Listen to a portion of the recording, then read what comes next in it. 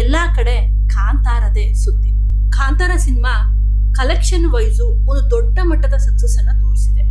ಕನ್ನಡದ ಸಿನಿಮಾ ತಾಕತ್ತಿನ ಬಗ್ಗೆ ಇಡೀ ಇಂಡಿಯಾದಲ್ಲೇ ಮಾತನಾಡೋ ಸಮಯ. ನನಗೆ ಪ್ರತಿ ಪಾತ್ರಧಾರಿಗಳು ತುಂಬಾ ಇಷ್ಟ ಆಯ್ತು. ಆ ಕ್ಯಾರೆಕ್ಟರ್ಗಳಿಗೆ ಇವರೇನೆ ಬೆಸ್ಟ್ ಆಕ್ಟರ್ ಅಥವಾ ಆಕ್ಟರ್ಸ್ ಏನೋ ಅನ್ನೋ ಫೀಲ್ ಆಯ್ತು. ಆ ಕಾಲಘಟ್ಟದ ಕಥೆಯನ್ನ ಹೇಳೋದಿಕ್ಕೆ ಬಳಸ್ಕೊಂಡಿರೋ ಕಾಸ್ಟ್ಯೂಮು ತುಂಬಾನೇ ಅದ್ಭುತವಾಗಿದೆ. ನಿಜವಾಗ್ಲೂ ಆ ಕಾಲಘಟ್ಟದಲ್ಲಿ ಸಿನಿಮಾ ನಡೀತಾ ಇದೆಯೇನೋ ಅನ್ನೋ ಫೀಲ್ ಕೊಡುತ್ತೆ. ಇನ್ನು ಲೊಕೇಶನ್, ಆ ಸುಂದರವಾದ ಲೊಕೇಶನ್ಗಳು, ಅದನ್ನ ಸೆರೆ ಹಿಡಿದಿರೋ ಕ್ಯಾಮ್ರಾ ವರ್ಕ್ ತುಂಬಾನೇ ಅದ್ಭುತವಾಗಿದೆ. ವೈಡ್ ಶಾಟ್ಗಳಲ್ಲಿ ಸಿನಿಮಾದ ಪ್ರೊಡಕ್ಷನ್ ವ್ಯಾಲ್ಯೂ ಎದ್ದು ಕಾಣಿಸ್ತಾ ಇದೆ. ಜನರನ್ನ ಥಿಯೇಟರ್ಗೆ ಎಳೆಯುವಂತ ಎಲ್ಲಾ ಎಲಿಮೆಂಟ್ಸ್ಗಳು ಇದರಲ್ಲಿದೆ. ದೊಡ್ಡ ಸ್ಕ್ರೀನ್ ಅಲ್ಲಿ ಈ ಸಿನಿಮಾನ ನೋಡ್ತಾ ಇದ್ರೆ ವಾವ್ ಅನ್ನೋ ಫೀಲ್ ಕೊಡುತ್ತೆ. ಒಂದು ಹೊಸ ಲೋಕಕ್ಕೆ ಕರ್ಕೊಂಡು ಹೋಗ್ತಾ ಇದೆ ಅನ್ನೋ ರೀತಿ ಅನ್ಸುತ್ತೆ. ಇದೆಲ್ಲ ಈ ಸಿನಿಮಾದ ಪ್ಲಸ್.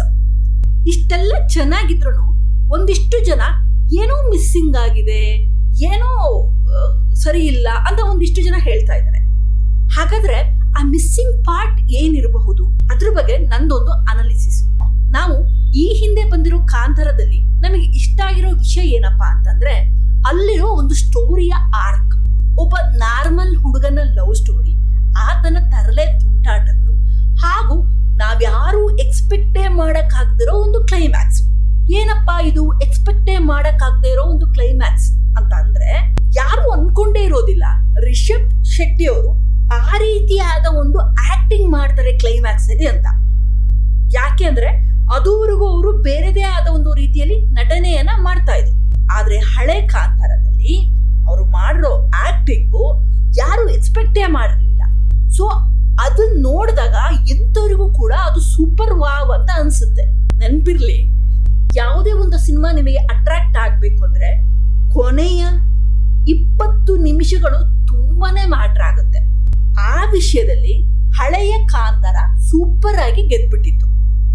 ಸೊ ಅಷ್ಟೇ ಅಲ್ಲ, ಅದ್ರ ಜೊತೆಗೆ ಆ ಸಿನಿಮಾದ ಕೆಲವು ವಿಷಯಗಳು ತುಂಬಾನೇ ಹೊಸ ರೀತಿಯಲ್ಲಿತ್ತು. ಅದುವರೆಗೂ ನಾವು ಕನ್ನಡ ಸಿನಿಮಾದಲ್ಲಿ ನೋಡೇ ಇರಲಿಲ್ಲ.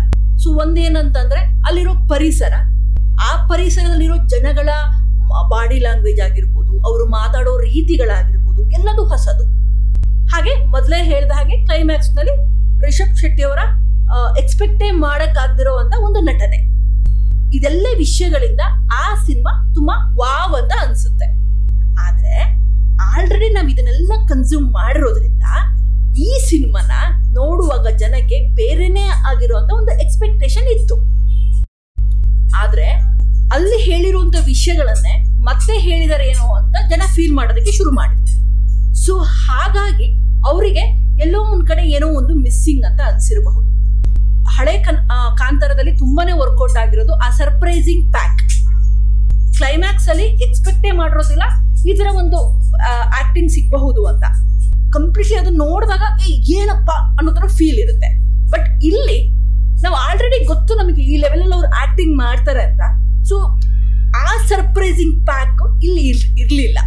ಸೊ ಹಾಗಾಗಿ ಜನಕ್ಕೆ ಓಕೆ, ನನ್ಗೆಲ್ಲದ್ರೂ ನಾನು ಆಲ್ರೆಡಿ ಕನ್ಸ್ಯೂಮ್ ಮಾಡಿಬಿಟ್ಟಿದ್ದೀನಿ ಅನ್ನೋ ತರ ಫೀಲ್ ಆಗಿರ್ಬೋದು. ಬಿಕಾಸ್ ನಿಮಗೆ ಆಫ್ಟರ್ ಇಂಟರ್ವಲ್ ಒಂದು ಸೀನ್ ಬರುತ್ತೆ, ಅದು ತುಂಬಾ ಚೆನ್ನಾಗಿದೆ. ಅಂದ್ರೆ ಅದನ್ನ ಕೊರಿಯೋಗ್ರಫಿ ಮಾಡಿರೋದಾಗಿರ್ಲಿ ಅಥವಾ ಅದನ್ನ ಪಿಕ್ಚರೈಸ್ ಮಾಡಿರೋದಾಗಿರ್ಲಿ, ಅಲ್ಲಿರೋ ಆಕ್ಟಿಂಗ್ ಅದ್ಭುತ, ತುಂಬಾನೇ ಅದ್ಭುತ, ಅದ್ರ ಬಗ್ಗೆ ನೋ ಕಮೆಂಟ್ಸ್. ಆದ್ರೆ ಅದನ್ನ ಎಲ್ಲೋ ಒಂದ್ ಕಡೆ ಅವರು ಹಳೆ ಕಾಂತಾರಕ್ಕೆ ಮತ್ತೆ ಅವರು ಕಂಪೇರ್ ಮಾಡಿದಾಗ ನಾನು ಇದನ್ನ ಆಲ್ರೆಡಿ ನಾನು ಕನ್ಸ್ಯೂಮ್ ಮಾಡಿಬಿಟ್ಟಿದ್ದೀನಿ ಈ ಕಂಟೆಂಟ್ ನ, ಮತ್ ಅದೇ ಕಂಟೆಂಟ್ ನನಗೆ ಸ್ವಲ್ಪ ಬೇರೆ ರೀತಿ ಕೊರಿಯೋಗ್ರಫಿಯಲ್ಲಿ ಸಿಗ್ತಾ ಇದೆ ಅನ್ನೋ ಫೀಲ್ ಆಗಿರಬಹುದು. ಆ ಕಾಂತಾರನ್ನ ನೋಡಿದ್ರೆ ಇದನ್ನ ಮಾತ್ರ ನೋಡಿದ್ರೆ ವಾವ್ ಇದು ಸೂಪರ್ ಅಪ್ಪ ಅಂತ ಅನ್ಸುತ್ತೆ. ಸೊ ಆದ್ರೆ ಅದನ್ನ ನೋಡ್ಬಿಟ್ಟು ಇದನ್ನ ನೋಡ್ತೀನಿ, ನನಗೆ ಇನ್ನೇನೋ ಒಂದು ಸರ್ಪ್ರೈಸಿಂಗ್ ಪ್ಯಾಕ್ ಬೇಕು ಕ್ಲೈಮ್ಯಾಕ್ಸ್ ಅಲ್ಲಿ ಅಂತ ಅನ್ನುವಾಗ ಮಿಸ್ಸಿಂಗ್ ಅಂತ ಅನ್ಸುತ್ತೆ. ಇನ್ನೊಂದು ನನಗೆ ಅನ್ಸಿದ್ದು, ಹಳೆಯ ಕಾಂತಾರದಲ್ಲಿ ಕಾಮಿಡಿ ತುಂಬಾ ಚೆನ್ನಾಗಿ ವರ್ಕೌಟ್ ಆಗಿತ್ತು. ಒಂದ್ ರೀತಿ ಕಥೆಯ ಜೊತೆ ಅದು ಹೋಗ್ತಾ ಇತ್ತು.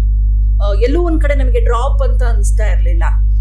ಮತ್ತೆ ಅದು ತುಂಬಾ ರಿಲೇಟೇಬಲ್ ಅಂತಾನೂ ಅನಿಸ್ತಾ ಇತ್ತು ಹಳೆಯ ಕಾಂತಾರದಲ್ಲಿರೋ ಕಾಮಿಡಿಗಳು. ಆದ್ರೆ ಇಲ್ಲಿರೋ ಕಾಮಿಡಿಗಳು ಎಲ್ಲೋ ಒಂದ್ ಕಡೆ ಅಂದ್ರೆ ಫಸ್ಟ್ ಹಾಫ್ ಅಲ್ಲಿ ಬರೋ ವಿಷಯಗಳು ಸ್ವಲ್ಪ ಬೋರ್ ಅನ್ನೋ ತರ ಆಯ್ತು. ಏನಿದು ಮುಗಿಯೋದಿಲ್ವಾ ಅನ್ಸೋದಕ್ಕೆ ಶುರು ಆಯ್ತು. ಬಿಕಾಸ್ ಸೇಮ್ ರೀತಿಯ ಎಮೋಷನ್ಗಳು ಮತ್ತೆ ಆ ಕಾಮಿಡಿಗಳು ಕನೆಕ್ಟ್ ಆಗ್ತಾ ಇಲ್ಲ, ರಿಲೇಟೇಬಲ್ ಅನಿಸ್ತಾ ಇಲ್ಲ. ಸೊ ಇದು ಎಲ್ಲ ವಿಷಯಗಳಿಂದ ಅದು ಬೋರಿಂಗ್ ಅನ್ಸೋದಕ್ಕೆ ಶುರು ಆಯ್ತು. ಹಳೆಯ ಕಾಂತಾರದಲ್ಲಿದ್ದ ತುಂಟ ರಿಷಬ್ ಶೆಟ್ಟಿ ಅವ್ರನ್ನ ನಾವಿಲ್ಲಿ ಮಿಸ್ ಮಾಡ್ಕೊಂಡ್ವು ಅಂತ ಅನ್ಸುತ್ತೆ. ಹಳೆಯ ಕಾಂತಾರದಲ್ಲಿ ಲವ್ ಸ್ಟೋರಿ ಆ್ಯಂಗಲ್ ತುಂಬಾ ಚೆನ್ನಾಗಿ ಬಂದಿತ್ತು. ರಿಷಬ್ ಅವರ ತುಂಟತನ ಅಲ್ಲಿ ಇಷ್ಟ ಆಗ್ತಾ ಇತ್ತು. ಇಲ್ಲಿ ಆ love story angle completely missing ಅಂತ ಅನ್ಸುತ್ತೆ. ಇಲ್ಲಿ ಲವ್ ಸ್ಟೋರಿ ಇದೆ, ಬಟ್ ಆದ್ರೆ ಆ ಎಮೋಷನು, ಆ ತುಂಟತನ ಮಿಸ್ಸಿಂಗ್ ಏನೋ ಅನ್ನೋ ಥರ ಫೀಲ್ ಆಯ್ತು. ಆದ್ರೆ ಒಂದಂತೂ ಒಪ್ಕೊಳ್ಳೇಬೇಕು, ಒಂದು ಏನಂದ್ರೆ ಒಂದು ಒಳ್ಳೆ ಪ್ರೊಡಕ್ಷನ್ ವ್ಯಾಲ್ಯೂ ಇರುವಂತ ಒಂದು ಸಿನಿಮಾ. ಜನ ಥಿಯೇಟ್ರಿಗೆ ನಾನು ಈ ಸಿನಿಮಾದ ಕ್ವಾಲಿಟಿನ ನೋಡಬೇಕು ಅಂತ ಬರುವಂತ ಸಿನಿಮಾ. ಸೊ ಏನಕ್ಕೆ ಥಿಯೇಟ್ರಿಗೆ ಬರ್ತಾರೆ ಅಂತಂದ್ರೆ ಬಿಕಾಸ್ ಆ ರಿಚ್ನೆಸ್ಸು, ಆ ಸೌಂಡ್ ಕ್ವಾಲಿಟಿ, ಆ ಮ್ಯೂಸಿಕ್ಕು, ಇದನ್ನ ಫೀಲ್ ಮಾಡಬೇಕು ಅಂತ ಬರುವಂತ ಒಂದು ಸಿನಿಮಾ ಇದು. ಸೊ ಹಾಗಾಗಿನೇ ಇದು ಇನ್ನೂ ಓಡ್ತಾ ಇದೆ. ಇನ್ನು ದೊಡ್ಡ ಮಟ್ಟದಲ್ಲಿ ಇದು ಡೆಫಿನೆಟ್ಲಿ ಸಕ್ಸಸ್ ಆಗುತ್ತೆ. ಸೊ ಮೇ ಬಿ ಈ ಎಲ್ಲ ವಿಷಯಗಳಿಂದ ಹಳೆಯ ಕಾಂತಾರಕ್ಕೂ ಮತ್ತೆ ಈಗ ಬಂದಿರೋ ಕಾಂತಾರಕ್ಕೂ ಆ ಕಂಪೇರ್ ಮಾಡಿ ಆಡಿಯನ್ಸ್ ನೋಡ್ತಾ ಇರೋದ್ರಿಂದ ಏನೋ ಮಿಸ್ಸಿಂಗ್ ಅಂತ ಅವ್ರಿಗೆ ಅನಿಸ್ತಾ ಇರ್ಬೋದು.